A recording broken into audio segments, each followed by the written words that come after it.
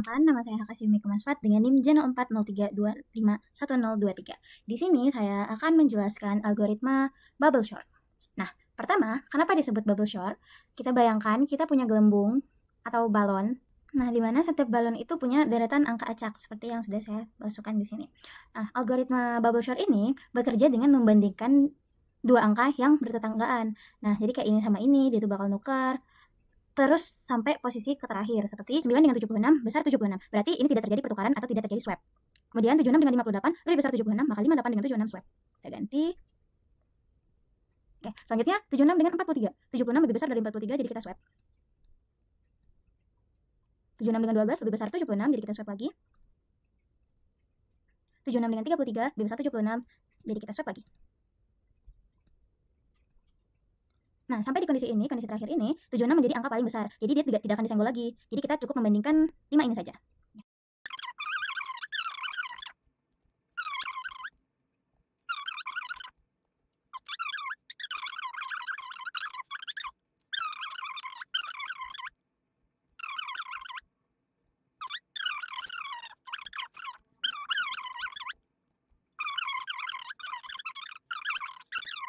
Memastikan dan dapat hasilnya bahwa urutan yang benar adalah 12, 29, 33, 43, 58, dan 76. Jadi secara sederhana logika bubble short seperti itu jika digambarkan dalam bentuk bubble. Oke teman-teman, kita akan lanjut merepresentasikan bubble short dalam kode pemrograman Python. Yang pertama kita bikin fungsinya dulu. Bubble short. Terus kita bikin variabel n. N itu adalah sepanjang data. Jadi ini tuh maksudnya total elemen yang ada di datanya dalam list gitu. Nah, terus bikin kondisi for i in range n. Jadi kondisi i ini kan yang di n. Nah, terus kita bikin kondisi for j in range 0, n kurang 1, n kurang i dong, n kurang i kurang 1. Nah, kenapa kayak gini? Karena itu fungsinya untuk membandingkan seperti yang kita udah tahu. Kalau misalnya dalam kode pemrograman Python itu indeksnya dari 0. N kurang I kurang 1, maksudnya kalau misalnya salah satu variabelnya udah dicek, dia tuh nggak bakal dicek lagi. Jadi kayak lanjut gitu. Kayak yang di bubble yang udah kita contohin tadi.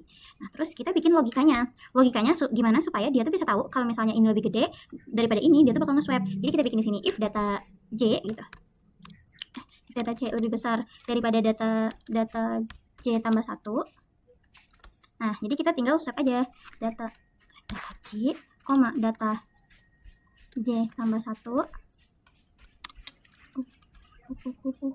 sama dengan data J tambah 1, data J gitu. Jadi kan jelas nih kalau misalnya yang tadinya ketika kondisinya tuh if data J besar dari data J tambah 1, data J, data J tambah 1 sama dengan data J, data J tambah 1, data J. Jadi posisinya ditukar kayak di swap gitu. Nah, terus tinggal kita break aja. Kita return aja gitu. Return data. Nah, sesederhana ini aja sebenarnya teman-teman. Misal kita punya nilai yang tadi ya. Nilai yang tadi kita punya berapa ya? Kita anggap aja 76, 58, 12, 43, 29 sama 61 gitu. Terus kita bikin hasilnya. Hasilnya itu adalah bubble short, nilai. Terakhir kita tinggal ngeprint aja. Print nilai.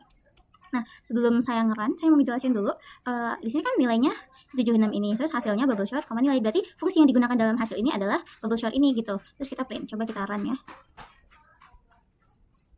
Nah, sudah berurut kan teman-teman. Jadi 12, 29, 43, 58. Nah, berurut kayak gitu. Nah, terus udah sesederhana itu aja sebenarnya. Mungkin kalau ada tambahan kita bikin kondisi ketika kalau misalnya nilai atau data yang kita masukkan itu nilainya tuh udah berurutan. Nah, kita bikin di sini kondisi kalau misalnya terjadi tukar itu false. Nah, maka kode yang akan dijalankan yang ini. Nah, terus di sini kalau terjadi tukarnya itu true gitu. Nah, jadi kalau misalnya false yang terjadi ini, kalau true yang terjadi ini. Satu lagi kita bikin kondisi kalau misalnya tidak terjadi tukar. Bukan. Kondisi if not terjadi tukar, kita tinggal break.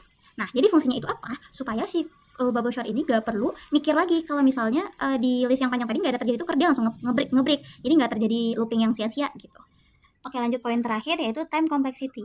Ada best case, worst case, dan average case. Yang pertama best case atau kondisi terbaiknya adalah ketika data atau list yang sudah kita masukkan itu sudah terurut. Jadi program cuma butuh satu kali jalan buat mastiin semuanya oke. Lalu langsung berhenti. Jadi bakal cepat banget dalam pemrosesan. Yang kedua ada worst case atau kondisi terburuknya ketika datanya terbalik total. Misalkan kita pengennya jadi 1, 2, 3, malah yang di list itu 3, 2, 1, jadi lebih sulit. Programnya harus bekerja keras, setiap angka tuh harus dibandingin lalu ditukar berkali-kali karena ada loop dalam loop, makanya di sini ada n kuadrat, jadinya lambat banget apalagi kalau datanya banyak. Terus average case ini adalah data rata-rata, kondisi rata-rata, karena biasanya itu random jadi tetap bakal n kuadrat, jadi dia bakal ada loop dalam loop. Mungkin hanya itu teman-teman. Mohon maaf atas kesalahan apapun yang saya ucapkan atau saya katakan atau sulit dipahami, saya mohon maaf. Saya akhiri dan sampai jumpa.